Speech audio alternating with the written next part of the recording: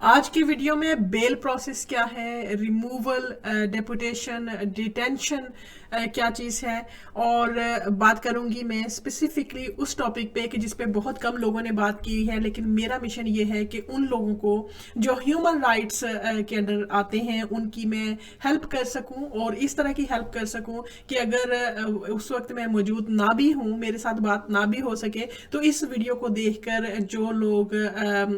Deport किए जा रहे हैं या जो लोग डिटेंशन सेंटर के अंदर हैं, इस वीडियो के बाद उनको एटलीस्ट इतना नॉलेज हो जाए या उनके फैमिली मेंबर्स को इतना नॉलेज हो जाए कि वो खुद से उनकी बेल पिटिशन को मूव फॉरवर्ड कर सके। प्रोसेस क्या है जब आप डिटेन कर दिए जाते हैं और जब आपको डिपोटेशन ऑर्डर मिलता है, उसका मतलब क्या होता है, और आज की वीडियो में ये देखते रहिएगा। Subscribe my YouTube channel barrister Shazia Anjum official to get more updates in terms of UK visa immigration. और कोई भी अगर टेक्स्ट इंक्वायरीज हैं, then I have left my personal contact number, you can send me text message to get free consultation in terms of your detention and deportation from the UK. सबसे पहले कि deportation order कब जारी किए जाते हैं। Deportation order का मतलब है कि वो लोग जो यहाँ पर या तो कोई लीगल बेसिस नहीं रखते या जिनका वीज़ा जो कर्टेल कर दिया जाता है और उसके बाद उनकी यहाँ पर बेसिस नहीं होती, तो उनको डिपोटेशन ऑर्डर जारी कर दिए जाते हैं। अब उसमें बहुत सारे फ्लॉज होते हैं, बहुत सारे लूप होल्स होते हैं। बाज़ औक़ात होम ऑफिस गलती कर जाता है, बाज़ औक़ात ह्यूमन राइट्स कंसीडर नहीं किए जाते, और बाज़ औक़ात जो होम ऑफिस को पता नहीं होता कि वो बंदा जिसके बारे में डिपोटेशन ऑर्डर जारी कर दिए गए हैं उसके यहाँ पर ह्यूमन राइट्स भी इन्वॉल्व हैं, उसका कोई मेडिकल इशू है, उसके कोई यहाँ पर फैमिली मेंबर्स हैं, या उसकी ऐसी रीजंस है कि जिसकी वजह से उसको डिपोर्ट नहीं किया जाना चाहिए या नहीं किया जा सकता। तो वो उस ऐसी सूरत हाल में जो एप्लीकेंट है या वो जो इमिग्रेंट है जो यहाँ पर जिसको डिपोटेशन ऑर्डर जारी कर दिए गए या जिसका लीव टू रिमेन कर्टेल कर दिया गया, अब उसके राइट्स क्या होते हैं उसके बारे में बात करेंगे।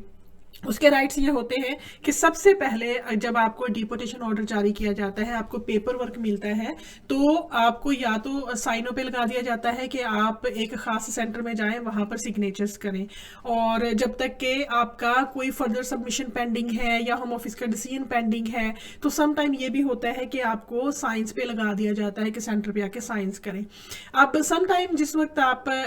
जो साइन करने के लिए जाते हैं, जब वहां पर ऐसे होता है कि वो एप्लीकेंट समझते हैं, इमिग्रेंट समझते हैं कि हमारा एप्लीकेशन पेंडिंग है, हमें यहाँ से रिमूव नहीं किया जा सकता,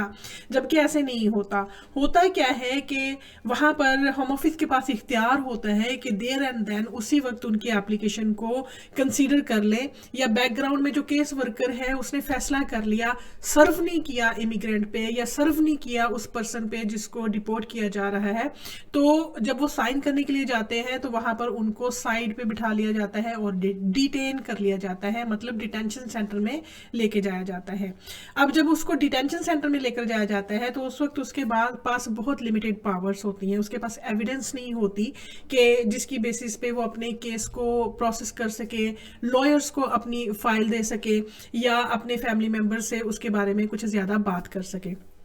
अब उसका हल क्या है, उसको किस तरह से हल किया जाता है या किया जाना चाहिए या किया जा सकता है, उसकी सूरत हाल में आपसे मैं ये दो बातें करूंगी। पहली बात तो ये है कि आप जब ऐसी कोई सिचुएशन आ जाती है तो सबसे पहले तो आप अपने पास आपका जो मोबाइल है या ईमेल है उसके अंदर आप अपने ऐसे प्रूफ रखें जो कि कल अगर आप डिटेंशन सेंटर के अंदर भी हों तो आप वहां से प्रिंट आउट कर सके। हमेशा जो आप अपने प्रूफ जब आपके पास होंगे कि आपके ईमेल में है तो वो आपको हेल्प आउट करेंगे कि कल को जब आप फ्रॉम द डिटेंशन सेंटर अपने किसी लॉयर से बात कर रहे हैं तो आपके पास ऑलरेडी रिकॉर्ड मौजूद होता है।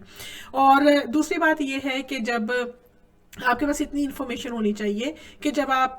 को इस तरह से जब आप साइन करने जाते हैं वहाँ से आपको डिटेन कर लिया जाता है, डिटेंशन सेंटर में रखा जाता है, तो अब आपकी जो डिपोर्ट करने की तैयारी की जाती है कि आपको डिपोर्ट किया जा सके या आपको यूके से रिमूव किया जा सके। लेकिन अब सिचुएशन ये है कि आपके उसमें आप समझते हैं कि आपके ह्यूमन राइट्स इन्वॉल्व हैं, अभी आपके एप्लीकेशंस पेंडिंग हैं या आपको राइट ऑफ अपील नहीं दिया गया कि जो आप अपील कर करके अपने केस को विन कर सकते थे, आपके चांसेस ऑफ सक्सेस एप्लीकेशन के जो ऑलरेडी पेंडिंग है या जिसको उन्होंने डिसीजन कर दिया वो रॉन्ग है और आपको राइट ऑफ अपील मिलना चाहिए था। तो ये सारी ऐसी बेसिस है कि जिसकी बेस पे आपको बेल राइट मिल सकते हैं। अब आपने करना क्या है, सबसे पहले आप जो है उसके कहते हैं B1 एप्लीकेशन, B1 फॉर्म आप डाउनलोड करें या आप किसी भी जो आपके वहाँ पर होम ऑफिस के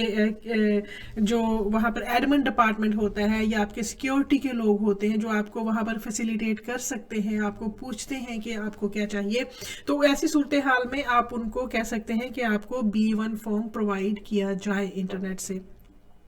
जब आपको B1 फॉर्म मिलेगा आपने उसको फिल करना है और उसके ऊपर बहुत सिंपल डिटेल्स होती हैं और उसके साथ आपको चाहिए होता है कि कोई भी आपका कोई श्योरिटी हो, कोई ब्रिटिश सिटीजन हो, उसकी बैंक स्टेटमेंट हो, उसके पासपोर्ट की कॉपी हो, and he is willing to give your surety and he is willing to give your bail, which means के अगर आप बाहर आकर एब्सकॉन्ड होते हैं, क्योंकि आपको डिटेन क्यों किया जाता है कि उनको फियर होता है होम ऑफिस को कि आप कहीं एब्सकॉन्ड ना हो जाए, कल को आप कहीं रिफ्यूज ना कर दें कि आपने ये मुल्क नहीं छोड़ना। तो जब तक कोई पेंडिंग डिसीजन होता है तो आपको डिटेन कर लिया जाता है बाज़ औक़ात, नॉट ऑल द टाइम, ठीक है। जब कोई प्रॉब्लम हो इस तरह की तो फिर आपके पास जो सोल्यूशन होते हैं, तो आपने अपनी जब बेल अप्लाई करनी है, विच मीन्स कि जब आप श्योरिटी देते हैं, उनकी डिटेल्स देते हैं, तो वो तकरीबन अप टू 1000 पाउंड या इतना अपने बैंक स्टेटमेंट में शो करते हैं कि ये बंदा एब्सकॉन्ड नहीं होगा, आम लाइबल, आम रिस्पॉन्सिबल, कि कल को जब इसकी हियरिंग होगी या जब इसकी अपील मैटर्स होगा, जब तक इसकी अपील पेंडिंग है तो तब तक ये मेरे एड्रेस पे रहेगा और I will be responsible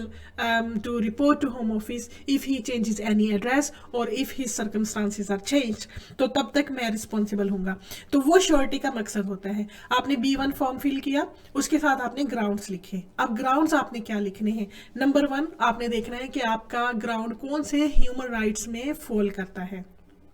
अब ह्यूमन राइट्स के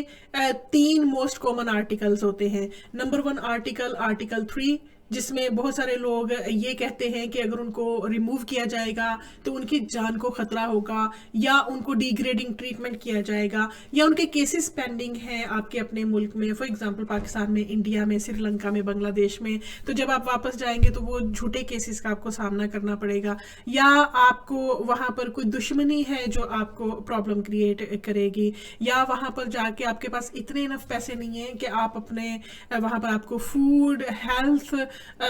अकोमोडेशन की फैसिलिटी प्रोवाइड हो सके। तो ये वो रीज़न है जो आर्टिकल 3 के तहत आती है कि जिसका मतलब होता है कि आपकी जान को खतरा है, आपको डिग्रेड करने का खतरा है या आपको सीरियस हार्डशिप का सामना करना पड़ सकता है वहाँ पे जाके। तो उसके प्रोटेक्शन के लिए आप ग्राउंड का जो सहारा लेते हैं वो आर्टिकल 3 होता है, right. So there is another category of human rights and that is Article 8। अब Article 8 कहाँ पे आता है, जब आपके फैमिली मेंबर्स हो। यूके में आपके कोई फैमिली मेंबर्स हैं, फॉर एग्जांपल आपके डायरेक्ट फैमिली मेंबर है, आपका कोई पार्टनर है, स्पाउस है, बच्चे हैं, पेरेंट्स हैं जिनको आपकी ज़रूरत है और आप इतने इंपॉर्टेंट पर्सन हैं कि आपके बगैर आपके फैमिली मेंबर्स नहीं रह सकते और आप कंट्रीब्यूशन कर रहे हैं अपने फैमिली मेंबर्स के साथ, राइट। सो आपका आर्टिकल 8 में ह्यूमन राइट्स बनता है कि आपकी फैमिली से आपको सेपरेट नहीं किया जाए और आपकी फैमिली यहाँ पर रहती है और आपके ह्यूमन राइट्स इन्वॉल्व होते हैं। तीसरी तरह के ह्यूमन राइट जो है वो मेडिकल के होते हैं कि medically you are not fit and well person, और मेडिकली जो साइकोलॉजिकली अगर आपको साइकेट्रिस्ट की इशू है, अगर आपको साइकोलॉजिकल इशू है तो आपको साइकेट्रिस्ट की ज़रूरत है और उस तरह का ट्रीटमेंट पाकिस्तान में अवेलेबल नहीं है, तो या इंडिया में या जिस कंट्री के भी आप हैं, तो इस सिचुएशन में ये होता है कि आप उस आर्टिकल का सहारा लेते हैं कि आपको ये जो आपका आर्टिकल वो भी आर्टिकल 8 ही होता है लेकिन आपकी प्राइवेट लाइफ बनता है मेडिकल ट्रीटमेंट की बेसिस पे। सो तीसरा ग्राउंड आपका मेडिकल ग्राउंड्स की बेसिस पे होता है, लेकिन ये चीज़ें आपके पास बाकी प्लस एविडेंस के साथ भी आपको बाद में प्रूफ करनी होती है। फॉर एग्जांपल फौरी तौर पे आपने बेल एप्लीकेशन मूव कर दी, उसके बाद उनसे टाइम मांगा, तो आपको कल को उनको एविडेंस देनी पड़ेगी। अगर मेडिकल ट्रीटमेंट और medical report, medical health conditions हैं तो जीपी की रिपोर्ट्स और जीपी से लेटर्स बाद में लेने पड़ेंगे। अगर फैमिली मेंबर्स हैं तो ऑब्वियसली रिलेशनशिप के documents, birth certificate, marriage certificate, आपके इकट्ठे रहने की तस्वीरें, ये आपको लगानी पड़ेंगी। और अगर आप ये कहते हैं कि आप जब वापस जाएंगे तो आपको डिग्रेडिंग ट्रीटमेंट का खतरा है या आपको वहां पर दुश्मनी है या आपकी जान को खतरा है, तो फिर आप उनसे टाइम मांगते हैं और अपने कंट्री से इन द मीन टाइम वो डॉक्यूमेंट्स इकट्ठे करते हैं या एविडेंस मंगवाते हैं और उसके बाद उस एविडेंस को उनको प्रेजेंट करते हैं। लेकिन फौरी तौर पे आपने जो करना होता है वो है बेल एप्लीकेशन का मूव करना। B1 फॉर्म लगेगा, उसके साथ ये सेपरेट सेट ऑफ ग्राउंड्स, जो भी रेलिवेंट ग्राउंड आपका होगा, तीनों आर्टिकल में से कोई एक आपका ग्राउंड होगा, वो आप ग्राउंड लिखेंगे और आप बेल एप्लीकेशन अपनी मूव कर देंगे। सबसे पहले होम ऑफिस को, कि जो उसके अंदर ही केस वर्कर आपको एलोकेट कर दिया जाता है। जब आप डिटेन होते हैं, जब आप डिटेंशन सेंटर में जाते हैं, तो आपका ये राइट होता है कि आप वहां से पूछें कि अगर आपको फ्री लीगल एड मिल सकती है, फ्री लीगल एड सोलिसिटर्स मिल सकते हैं। तो अगर आप फॉल करते हैं उस पर, फॉर एग्जांपल अगर आपकी जान को खतरा है या असाइलम क्लेम आपने कर लिया, तो फिर आपको free legal aid with in जो डिटेंशन सेंटर के लॉयर्स होते हैं वो आपको दे दिए जाते हैं और वो आपका इंटरव्यू करते हैं, आपके बिहाफ पे आपकी एप्लीकेशंस करते हैं। लेकिन अगर आपका ऐसी सिचुएशन नहीं है कि आपको फ्री लीगल एड नहीं मिल सकती, तो फिर अगर आपने खुद मूव करना है तो आप पूछे सिक्योरिटी पीपल जो वहां पर होते हैं कि आपका केस वर्कर कौन है, क्योंकि डिटेंशन सेंटर से जुड़े हुए जो केस वर्कर्स होते हैं आपको एलोकेट कर दिए जाते हैं, और उसका नाम पूछें, उसके कॉन्टैक्ट डिटेल्स लें, उसकी फैक्स नंबर लें, ताकि कल को जब आप ये B1 फॉर्म फिल करें, B1 फॉर्म जो बेल एप्लीकेशन का होता है वो फिल करें, तो फिर आप उनको फैक्स करवा सकें, उनसे नेक्स्ट अपडेट ले सकें, उनके साथ फ़ोन पे बात कर सकें। तो ये चीज़ होती है कि आपको ज़रूरी होता है कि केस वर्कर के नाम का पता करें, उनकी कॉन्टैक्ट डिटेल्स लें, और ये आपका राइट होता है। अगर एक दफ़ा आपको प्रोवाइड नहीं किया जाता तो आप सेकंड टाइम सिक्योरिटी पर्सन्स को दोबारा रिक्वेस्ट कर सकते हैं कि हमें हमारे केस वर्कर का नाम और कॉन्टैक्ट डिटेल्स दी जाए, because this comes under article 6 of human rights, कि फेयर ट्रायल आपका राइट है और उसको भी ब्रीच नहीं होना चाहिए। और वो आप अंडर आर्टिकल 6 उनसे रिक्वेस्ट कर सकते हैं कि ये हमें जो है वो हमारे लॉयर्स की डिटेल्स दें, जो अगर फ्री लीगल एड है, केस वर्कर है तो केस वर्कर की डिटेल्स दें। I hope you have understood quite a lot in terms of detention center and bail application. But still, अगर उस वक्त आपके family members देख रहे हैं या आपको किसी भी question की ज़रूरत है, you can send me text message for free consultation and I will help you further in that matter. और जब होम ऑफिस जो केस वर्कर है आपकी बेल एप्लीकेशन कंसीडर कर रहा होगा, वो 24 आवर्स लेंगे, 48 आवर्स लेंगे, उसके अंदर उनको आपको डिसीजन देना पड़ता है। अगर वो आपको डिसीजन दे देते हैं तो इट डिपेंड्स कि वो आपको बेल ग्रांट करते हैं या नहीं करते। ये दो चीज़ें आती हैं, क्योंकि अगर वो आपको डिसीजन नहीं देते तो फिर आप 7 डेज तक, अगर आपको डिसीजन नहीं देते 7 डेज के बाद फिर आप वही बेल एप्लीकेशन जो है वो कोर्ट में मूव कर सकते हैं, और जो फर्स्ट टियर ट्राइब्यूनल है इमिग्रेशन का, वहाँ पर आप फैक्स कर सकते हैं, ईमेल करवा सकते हैं, और इस तरह से आप अपनी बेल एप्लीकेशन कोर्ट में फाइल करेंगे, जो कि फाइनल हियरिंग के लिए लिस्ट होगी, और आपको पूरा मौका दिया जाएगा कि आप अपनी जो है वो वीडियो कॉन्फ्रेंस के ज़रिए से बात करें जज के साथ, और अपनी बेल एप्लीकेशन के बारे में आप आर्ग्यूमेंट्स करें। और दूसरी चीज़ ये कि अगर आपकी बेल एप्लीकेशन वहाँ पर होम ऑफिस वाले कंसीडर करते हैं, आपको बेल दे देते हैं, फिर तो आपको कोर्ट में जाने की ज़रूरत नहीं। और ये भी ऑप्शन हो सकती है कि आपको बेल ही ना दी जाए, रिफ्यूज़ कर दी जाए। तो रिफ्यूज़ करने की सूरत में भी आप कोर्ट में मूव फॉरवर्ड कर सकते हैं B1 form, bail application form. और जो आप ना लेने की सूरत में या जब ना मिलने की सूरत में भी आप जो है वो फाइल कर सकते हैं अपना B1 फॉर्म कोर्ट में, first year tribunal immigration chambers में, जो भी आपका नियरेस्ट हो। अगर आप लंदन में डिटेन हैं या यहाँ पर आप आपकी रहाइश यहाँ पे है, तो फिर जो लंदन ट्राइब्यूनल है आप वहाँ पर फाइल करेंगे। अगर आप मैनचेस्टर में हैं तो मैनचेस्टर ट्राइब्यूनल में अपना B1 फॉर्म फाइल करेंगे। बर्मिंघम में है तो बर्मिंघम के इमिग्रेशन ट्राइब्यूनल में आप अपना B1 फॉर्म फाइल करेंगे। तो जिस जगह पे आप डिटेन हैं, जिस जगह पे आपका रेजिडेंस है या जिस जगह पे आपको बेल एड्रेस मिल रहा है, वहाँ पे आप अपना उस कोर्ट में अपनी बेल एप्लीकेशन को फाइल करेंगे। उसके बाद फिर आपकी हेयरिंग डेट एलोकेट होगी। इन द मीन टाइम आपको डिपोर्ट नहीं किया जा सकता क्योंकि कोर्ट में आपका केस पेंडिंग है। इन द मीन टाइम आप विद इन डिटेंशन सेंटर भी अपनी एप्लीकेशन को मूव कर सकते हैं, ग्राउंड्स के साथ एप्लीकेशन फिल कर सकते हैं, होम ऑफिस में डाल सकते हैं और बेल एप्लीकेशन में आप ये ग्राउंड्स लिख सकते हैं कि आपका एप्लीकेशन पेंडिंग है। जब तक उसका डिसीजन नहीं हो जाता तब तक आपको बेल दी जाए ताकि आप जो है वो बाहर रहते हुए अपने केस को डील कर सकें और उसके बाद डिसीजन के बाद आप रीजनेबल स्टेप ले सकें। सो ये सारा होल कंसेप्ट है कि अगर आपको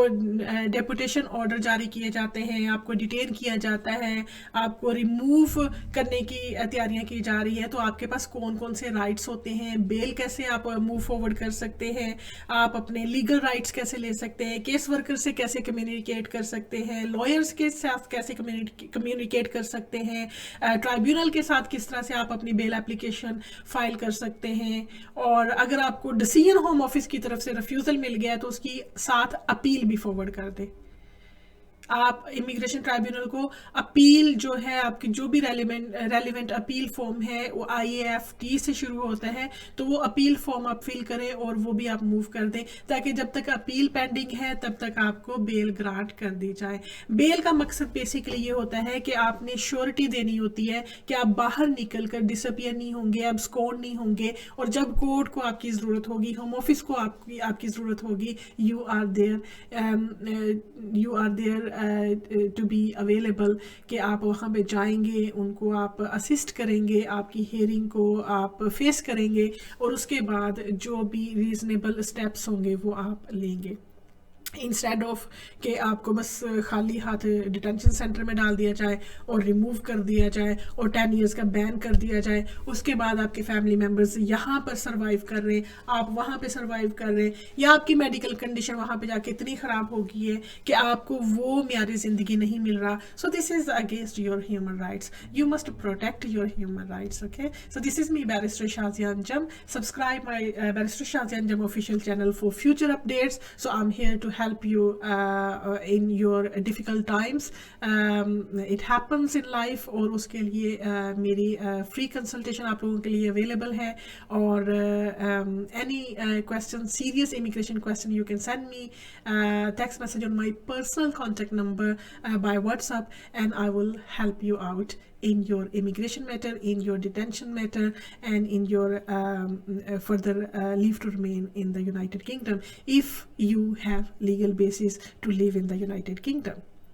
Okay, so take care of yourself, and I will see you soon in my upcoming tutorial, in my upcoming video, where I'm going to teach you the other category of immigration in the UK and the requirements, how to apply as a family of British person and live in the United Kingdom.